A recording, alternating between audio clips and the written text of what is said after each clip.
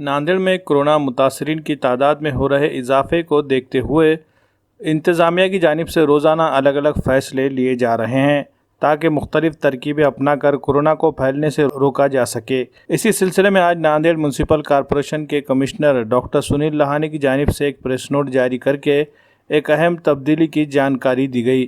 وہ تبدیلی کورونا سے متاثر افراد کے علاج سے متعلق ہے۔ کورونا کے مریضوں کی بڑھتی ہوئی تعداد کو دیکھتے ہوئے اور اسپتالوں کی طبی خدمات پر پڑنے والے دباؤ کو کم کرنے کے لیے ضلع انتظامیہ نے ہوم آئسولیشن میں رہ کر علاج کرنے کی اب تک اجازت دی تھی، لیکن 29 مارچ سے اس پر بھی روک لگائی جا رہی ہے۔ انتظامیہ نے ہوم آئسولیشن کے تحت علاج کر رہے کورونا متاثرین کے حالات کا جائزہ لیا تھا، تب انہیں یہ پتہ چلا کہ بہت سے لوگ ایسے ہیں جو ہوم آئسولیشن کے ذریعے علاج تو کروا رہے ہیں لیکن ساتھ میں کورونا کا یہ مرض اپنے ذریعے کسی دوسرے میں منتقل نہ ہو جائے، اس کے لیے احتیاط نہیں کر رہے ہیں۔ بعض مکانوں میں ایک ہی بیت الخلاء پورے افراد خاندان کے لیے استعمال کر رہے ہیں۔